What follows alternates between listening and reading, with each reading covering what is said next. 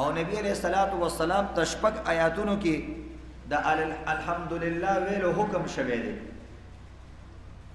دیو جن باز عالمان وی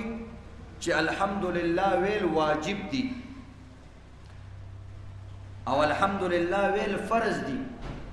چیرته په ټول عمر کې خو یو ځل الحمدلله وایا. حمد ویل کېږي د الله حمد او ثنا ویل، د الله ستاینه کول، د چا صفت کول په دې عقیدې سره چې داغه تعظیم پکې ستا غرضی.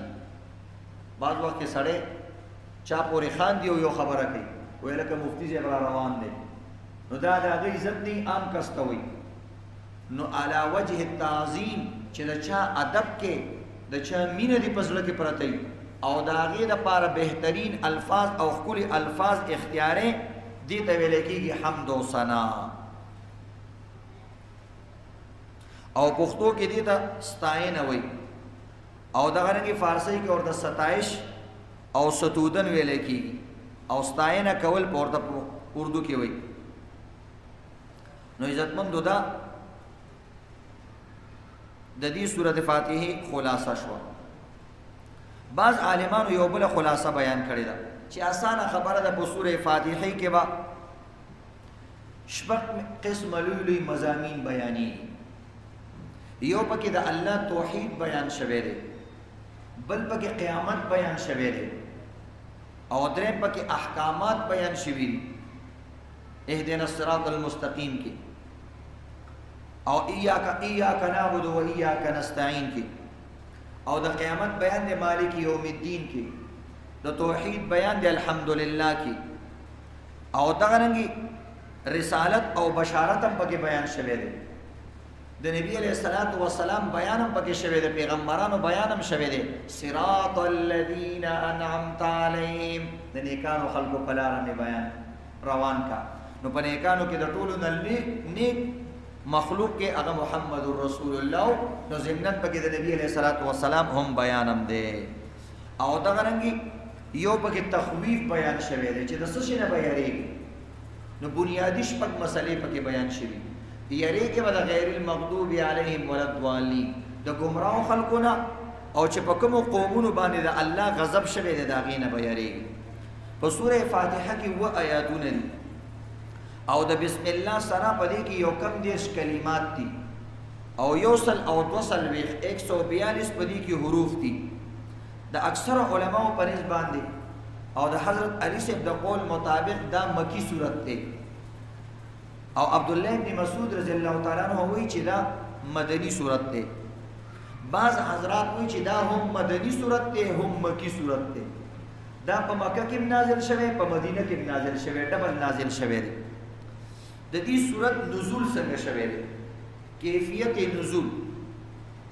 نبی علیہ الصلوۃ والسلام ابتدا زمانہ د وحی کې یا چې وحی کله نه راغلی، نبی علیہ الصلوۃ والسلام بغار حرا ته د خلوت د پارتلو د تنهایی د پاره بدلو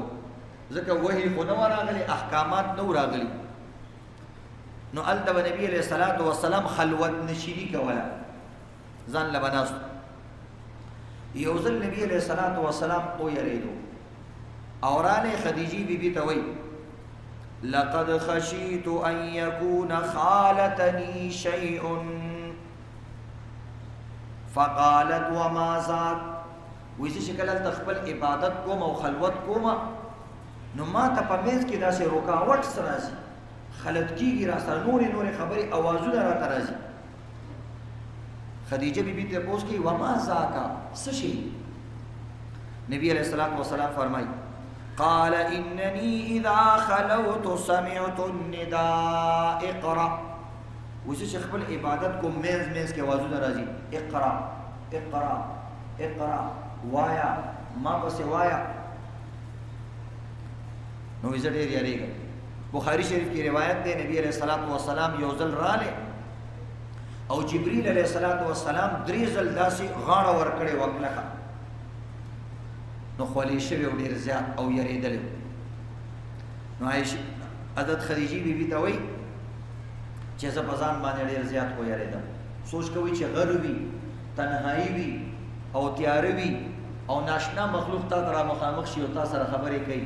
نو انسانان په خپل کمره کې یریږي زمونږ د جمعات کې مخلوق کوي دا بره جمعات دروند دی نو زه پکې یو میش ځان لکې ناستم ما ویل زه دې سره بس پکې نو الحمدلله اوس پک شو او دا ټول قاریان او دا ټول ماشومان ته ورخیږي خو بهرحال انسان فطري طور سره د خلوت نه د ځان لذینه یریږي نو د خدیجی بیبي یو ترو یا رشتہ دارانو کې یو مولا ورقه ابن نوفل نو نبی علیہ السلام یې هغه له بوتلو نبی علیہ السلام تا غټوله قصه بیان کړل داسې اوازونه ما ته راځي نو هغه ورته خبر ورکړه اذا اتاک النداء فاثبت له چې به درته اوازونه کیږي یریګه مو بس التا قائم اوسه او نور روایتو کې راځي چې ورقه ابن نوفل ورته وویل هغه چونکې د مخکینی کتابونو لوی عالم او هغه کتابونه هغه لیکلي او د هغې شرح او کتابونه لیکلي او پوهېدو پې نو ورته یې ذلک الناموس وایي هغه یارېږه مه دا جاسوس نه دی دا ناموس دی جاسوس ویلی کېږي بدې خبرې رسوونکې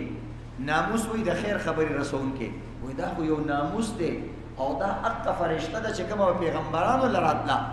نو یریږه مه چې څه درته وایي بس توکل که ووایه ورپسې نو بس بیا نبي علیه السلام چې بله ورځ لاړې جبریل علیه السلام رالی نو دا آیاتونه ورته ویل قل بسم الله وی وایه د الله په نوم باندې الحمدلله رب العالمین نبی علیه السلام ورته شروع شو دا صورت دی اگر چې اولنی سورتونه اقرا بسم ربک الذی هغه آیاتونه نازل شوي خو عالمان وی اول سورت چې نازل شوی هغه دا نازل شوی یو وی آیات یو وی سورت دا نازل شوی اعلی اختلاف پکشتا نو پدې کې دراصل اصل مسله د حمد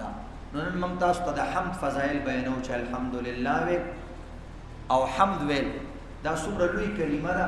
چې الله رب العزت خپل کتاب شروع کړی دی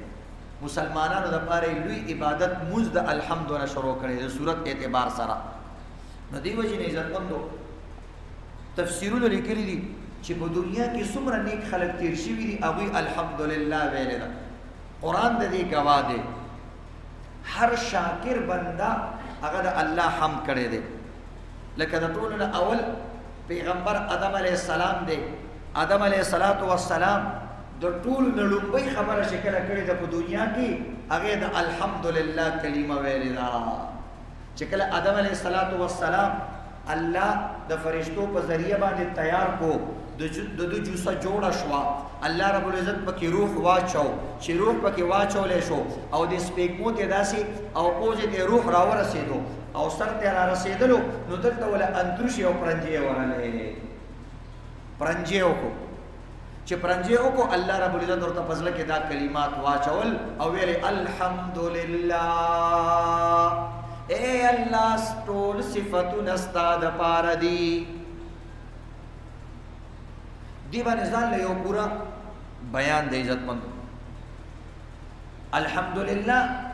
د پرنجي په وخت کې به ولې وایي انسان پرنجي وکړي نو الحمدلله به ولې وایي نو عزتمندو د دې درې وجې چې کله انسان پرنجي وکړي نو دا به وایي الحمدلله ځکه آدم علیه السلام داسې کړي او آدم علیہ السلام چې الحمدلله ویلا الله ورته يرحمک الله الله دې پتا باندې رحم وکي او زه به همیش پتا رحم کوم نو طریقه دا ده چې څوک پرنجیو کې الحمدلله وي بل کس به ولا جواب کې يرحمک الله وي او بیا به اولنې کس يهديكم الله ويصلح بالكم یا يغفر الله لنا ولكم بخاری شریف کې دا الفاظ راغلي دا به وي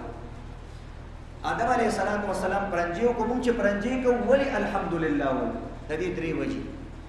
د الله شکر به ولی ادا کې ځکه عزتمندو چې کله انسان پرنجی کوي نو ساینسي او طبي خبره ده چې کوم انسان پرنجی کوي دا لیونی نه لیونی پرنجی نه کوي دا یو طبي او حکیمي خبره او تاسو ګورئ چې کله ماشوم پیدا شي او د ټول نه اول پرنجیو کې ټول وای ماشاءالله ماشوم صحیح دی دا هغه د تندرستۍ نښه وي او چې کوم ماشوم پرنجیو کې نو هغه لیونی نه دا نور خو پته نه لګي پټه خربوزه د هغه خبرې نه شروع کړي نو خو چې پرنجیو کې بس پته ولګي چې ماشوم لیونی نه دی نو چې کله ته پرنجیو کې ته الحمدلله خدایا پاک استا ډیر شکریا دا چې زه د مینټل نیم پیدا کړې زه د لیونی نیم پیدا کړې دا لیونیم ستا انسانان دي ګډوډ ګرځي چا پرتوک نه اغوسته چا لیونی کنځلې کوي سو کانیولی یا الله شکر دې چې زه د لیونی نیم پیدا کړې دوی په دې وجه الحمدلله چې پرنجي دې وکړو چې دې سره د انسان په بدن کې چستی راځي نشاط راځي طبي ماهرین وایي چې پرنجي د انسان لپاره ډیر زیات مفید دی ځکه د انسان په دې پوزه کې بیکټیریا او جراثیم جمع کیږي د دې په غوږونو کې جمع کیږي په دې دماغ باندې مختلف جراثیم جمع کیږي په پړو کې مختلف گرد او غبار او مختلف جراثیم جمع شي نو چې کله انسان پرنجي وکړي او خپه اخلاص سره وکړي نو د پوزې نه هغه بیکټیریا او هغه جراثیم لري شي نو الله رب العزت تعالی نشاط درکړي دی وجه نه پرنجي نه پس انسان بالکل چست شي دی وجه نه بخاری شریف یو روایت ده ان الله يحب العطاس وی پرنجي د الله ډیر زیات خوښ دی دی وجه نه چې کله پرنجي انسان کوي نو خلق الحمدلله وی نو الحمدلله د الله ډیر خوښ ده او انسان د پاره دی وجه نه ضروری ده چې د کې نشاط را پیدا شي د بدن نه بیماریاں لري شي دی وجه نه ډاکټرانو لیکلي دي چې پرنجي باندې ایساره بعضی کسانی پرنجي په زور ایساره مونږ کې دې پرنجي راځي حلال دي راشي په هغه وخت کې بلا کلمات نه خپل مونږ بکې او کزله کې چاوول ودی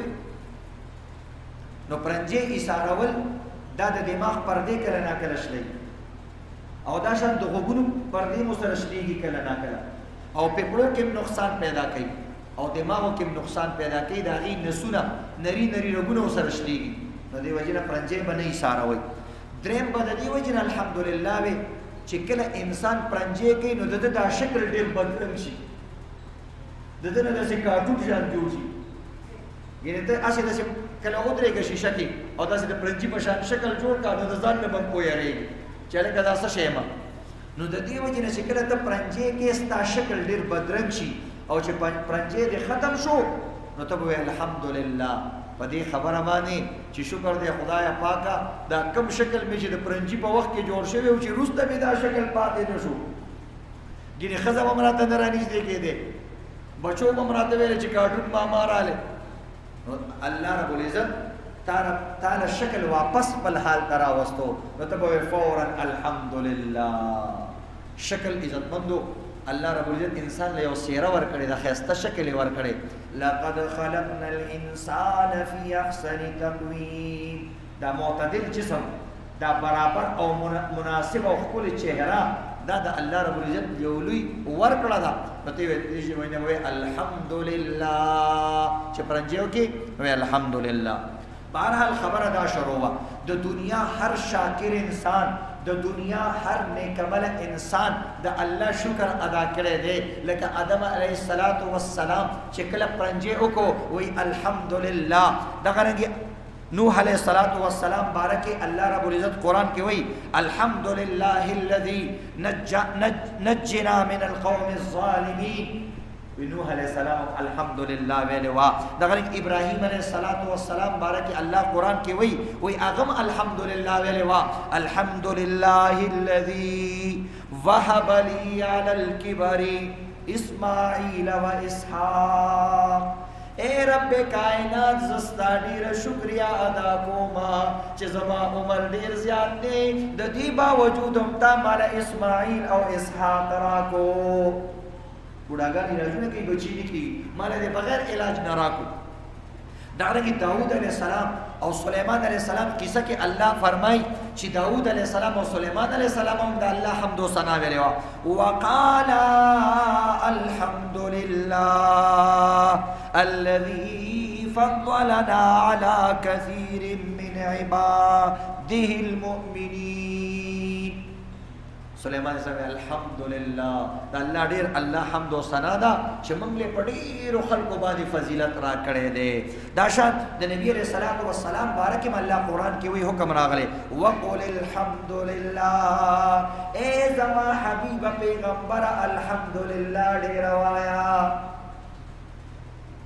دا غره د جنتین مبارک مرضی وی جنتین بم د الله حمد او ثنا وی جنت کې بټول عبادتونه بنشي خدا الله حمد او ثنا بجاری وي. قران وای الحمدلله الذي اذهب عنا الحزن. جنتین بویداد وای اے الله ستا ډیر شکریا مهرباني چې ما ممتا د دنیا د غمونو اخلاص کړو یا د آخرت د عذابونو نه اخلاص کړو. دا غره بل ذکر راځي چې جنتین بدا دعا کوي دعواهم ان الحمد لله رب العالمین. وې د جنتینو بدا دعای دا شان عزتمندو دا الحمدلله ډیر زیات فضیلتونه راغلي. نن درته یو څو فضیلتونه بیانو چې کله انسان یو حدیث کې راځي اذا قال العبد الحمد لله وې چې کله یو بنده وي الحمدلله وی الله رب العزت سوی صدق عبدی والحمد لله. الله دومره خوشاله شي وی دې زما بنده ډیره سم خبره وکړه واقع ټول حمدونه زما د پاره دي په الحمدلله باندې الله ډیر زیات راضي کیږي او ډیر زیات خوشحالي. دا غره مسلم شریف حدیث ته ان الله لا يرضى عن العبد ان ياكل الاكل فيحمده عليها او يشرب الشربة فيحمده عليها. وی الله دا هغه بندنه ډیر زیات خوشاليږي چې په هر نړۍ باندې او په هر ګډ باندې الحمدلله وی. دی جمعه ما تاسو ته بیان کړو په الحمدلله باندې چې په وګو باندې الحمدلله ولې وی ځکه دا ډیر تکلیفونو سره تا را رسیدلی په ډیر لارو باندې را رسیدلی او الله نزيد تا کو تر ورسولې او بیا په دې باندې الحمدلله وی چې واپس الله ستاسو بدن په عافیت سره وباسي. کدا وبدي په پیپړو کې پاتې شوی د پیپړو تیږي کله بدن په بل ځای کې پاتې شوی بل بیماری نو ته وی الحمدلله یا الله واپس عافیت سره زما د بدن نه د اضافي وبو باسي. دارنګ یو حدیث کې راځي ما انعم الله على عبده نعمه فقال الحمد لله الا كان الذي اعطاه افضل مما اخذ. وی الله په انسان باندې شی نعمت وکي او دا الحمدلله وی نو چې الله تعالی ورکړي دي پاغه ټول نعمتونو کې د ټول نه اعلی نعمت ده یا الله چې سوالي د دینه ولا الله نه اعلی نعمت ورکړي چې کوم انسان الحمدلله ویلي دا غرګ یا انا لله وانا الیه راجعون ویلي. دا رنګ یو حدیث کې راځي لو ان الدنيا كلها بحذافيرها بيد رجل من امتي ثم قال الحمد لله لكانت الحمد لله افضل من ذلك. وی کله دنیا دا ټول سيزونه نبی رسول الله وي زما د امتي په لاس کې راشي او بل طرف ته دا وي الحمدلله نبی رسول الله وي دا یو کلمه زما د دې امتي د دې ټول دنیا د دولت نه اعلی ده. د دې بیا امام ترمذی د دې وجه لیکي چې دا ولې وی لأن الدنيا فانيه والكلمه باقيه. دنیا کې چې سره هر څومره سيزونه دا به ختم شي خدا دا الحمدلله کلمه دا نه ختمي. او بل روایت کې راځي والحمد لله تملأ الميزان. الحمدلله داسې کلمه ده چې د میزان ټوله تله په دې یو کلمه باندې ډکیږي.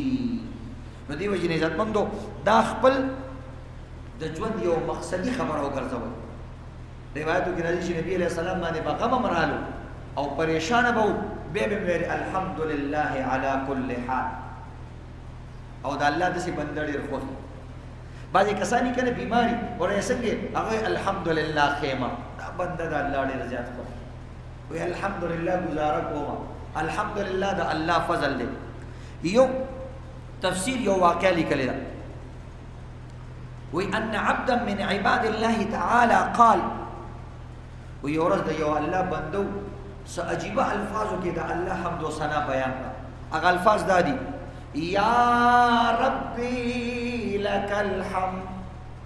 یا رب لک الحمد کما ینبغی لجلال وجهک وعظیم سلطانک. بس دا اے زما ربا اصل حمد و ثنا ستا د پاره دا څنګه چې ستا ذات او ستا سلطنت سره قابل ده دغه رنګ حمد و ثنا ستا د پاره. وی چې کله فرشتو دا واورېده دا کلمات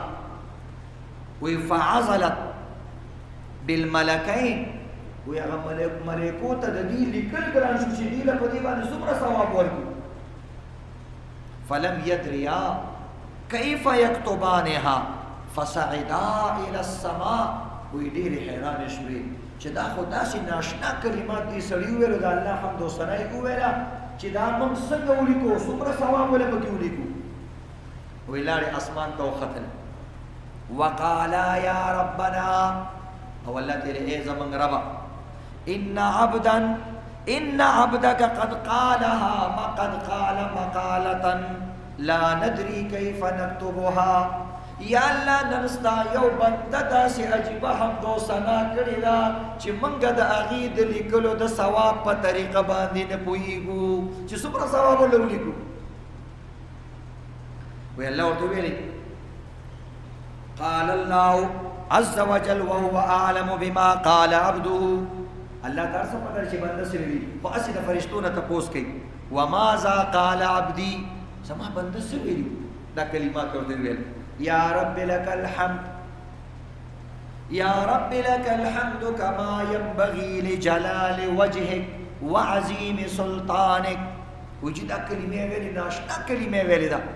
وی الله رب العزت ورته وی چې واقعي دا کلمه خو ډېر عجیبه کلمه ویلې ده. الله ورته وی اکتباها بس تاسو صرف دا کلمه ولیکئ چې فلاني ویلې ده کما قال عبدي څنګه چې هغه ویلې وه حتى يلقاني فاجزي بها. اے زما فرشتو گواہ اوسئ چې د دې اجر تاسو نشئ ورکولی دومره عظیمه کلمه ده صرف تاسو دا کلمه ولیکئ باقي چې زما بنده ما سره میلاو شي زه به برای راز دله ثواب ورکوما. د دې ثواب جاڼې او هغه بنده جاڼې زه جاڼې او بنده جاڼې تاسو یې صرف ولیکئ چې کوم دی دا فلانۍ کلمه ویلې ده. نو دې وجې نه عزتمندو الحمدلله د خپل ژوند مقصد ګرځول پکار دي. یو حدیث کې راځي والحمدلله تملأ الميزان. وی الحمدلله چې کوم دی د میزان ټوله تله ډکوي. دغه رنګ دې نه علاوه د الحمدلله څه نور فضایل دي د دې لپاره چې موږ او تاسو د ژوند دا مقصد وګرځي. تاسو نه کله څوک تپوس کوي څنګه نو تاسو ورته مه وایئ چې ټیک یم. اوس خو نن سبا ټول الکان بس انګریزانو بچی دي چې تپوس کوي څنګه آی ایم فاین ګډ ایکسلنٹ هیډ اینڈ شولډر دا به کې نوي الفاظ دي. هیډ اینڈ شولډر د هغه نوم هم دی د دې شیمپو خو دا هیډ اینڈ شولډر انګریزي کې دې ته ویل کېږي چې زه ډېر ښه یم بهتر یم. بهرحال څوک څه کلمه څوک کوي فټ فاټ څوک کوي ګډ ایکسلنٹ نه خپل مقصد جوړي. څوک راته وایي څنګه الحمدلله خیمه یا الحمدلله ولیکه الحمدلله آی ایم فاین الحمدلله آی ایم فټ فاټ. پہله الحمدلله ولیکه بیا وروسته انګریزي ولیکه. خپل ثقافت وړاندې کوي خپل کلتور اسلامي وړاندې کوي چې خلکو ته پته لګي چې دا اسلامي خبره او چې دا الحمدلله ویله د میزان طلب الله ستا د نیکو نه ډکه کي. الله رب العزت دې دا کلمه زمونږ په خولې باندې جاری کي.